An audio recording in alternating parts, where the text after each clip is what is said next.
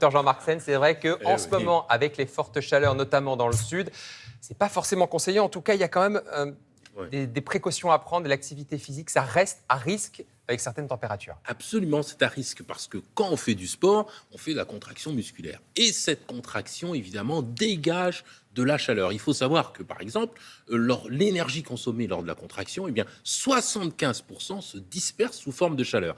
Et cette chaleur, il va pas falloir l'accumuler dans l'organisme, il va falloir l'évacuer. La principale méthode pour évacuer cette chaleur, c'est l'évaporation de la sueur, mais elle devient difficile si l'environnement est humide. Et donc ça, c'est un critère extrêmement important. Au-delà de la température, c'est l'humidité qu'il faudra prendre en compte pour pouvoir savoir si les conditions vont être simples ou si on risque la surchauffe. Alors justement, quels sont les risques de cette surchauffe? C'est la fatigue, ce sont les crampes, c'est des étourdissements, c'est la déshydratation, ça c'est la première chose. Et puis la température va évidemment monter. Va monter même au-delà et quand elle va atteindre presque 40 degrés, le risque c'est le coup de chaleur. Affection extrêmement grave puisque 10% de risque de mortalité. Alors, c'est extrêmement important, extrêmement grave. Donc il y a des signes bien sûr avant-coureurs. La soif, les crampes, des étourdissements, des maux de tête, nausées, vomissements et quelquefois la modification de la sudation. Paradoxalement, et oui, c'est des réactions de l'organisme, on sue beaucoup moins lorsqu'on a ce coup de chaleur. Et là, c'est quelque chose d'extrêmement grave. Il faut savoir qu'il y a des personnes qui sont prédisposées à ça. Par exemple, si on a de la surcharge pondérale, ça c'est vraiment important. Si on a un manque d'entraînement, si on n'est pas entraîné, c'est surtout pas le moment d'aller faire du sport quand il fait chaud. C'est pas le moment de commencer. Les bonnes résolutions, on attend.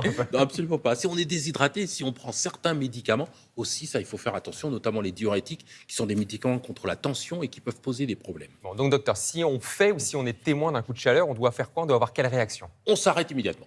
On arrête immédiatement l'activité, on se met au frais, évidemment, dans un endroit frais à l'ombre. Ça, c'est vraiment absolument essentiel. Et puis, on va essayer d'évacuer la chaleur au maximum. Donc, on se dévêtit légèrement, on se réhydrate, bien sûr, immédiatement, et puis on essaye de s'humidifier et de ventiler, s'aérer un maximum pour essayer d'évacuer cette chaleur, pour faire baisser cette température. Et ça, pendant quelques minutes, quelques dizaines de minutes. Si ça ne fonctionne pas, au bout de quelques minutes, faut pas hésiter à appeler un médecin ou les services d'urgence, parce que comme je l'ai dit tout à l'heure, ça peut être extrêmement grave. Donc, il faut vraiment pas insister lorsque on se sent mal et qu'il fait chaud. Est-ce qu'on peut prendre une douche froide, par exemple, ou c'est pas conseillé? Alors oui, il faut faire attention parce qu'il peut y avoir des réactions paradoxales, des réactions vagales. Donc en fait, il faut vraiment évacuer au maximum. Bon, donc mieux vaut prévenir que guérir, docteur. Quelles sont les précautions qu'on doit prendre justement? On consulte la météo. On écoute Frédéric. On écoute Frédéric.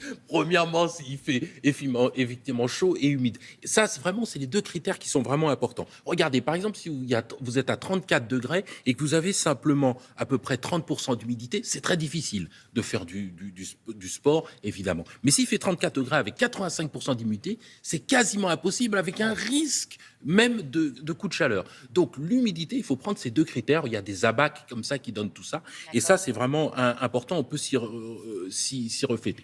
Si on veut faire vraiment du sport, on le fait le matin, quand il fait à la fraîche, ou le soir, quand le soleil ne tape pas. On prend des vêtements extrêmement amples pour pouvoir évacuer cette chaleur. On se couvre la tête pour évidemment pas avoir tout ça. Et on s'hydrate. On boit de l'eau avant d'avoir soif. Et bien au-delà de la soif, ça c'est vraiment important. Et puis des conseils aussi à faire, c'est d'éviter les routes goudronnées. Pourquoi? Parce que la chaleur s'accumule et puis ensuite ça revient. On ne cherche pas à performer parce que c'est pas le moment d'essayer de dire voilà, je vais battre mes records, etc. On fait beaucoup de pauses et surtout, dernier conseil, on ne prend pas des boissons qui déshydratent. Le thé, le café, l'alcool, c'est surtout pas le moment pour pouvoir aller faire du sport dans ces conditions. Bon, puis sinon, docteur, plutôt que d'aller courir, on va à la piscine nager en ce moment. Voilà, on va tranquillement, on se repose, on s'hydrate. C'est pas une activité physique, c'est un mot de la sieste. Mais ça fait du bien aussi. Merci, docteur. La question, c'est est-ce que je vais pouvoir quand même danser, chanter, hurler Festival Rock en scène, par exemple. Chanter, ça c'est possible.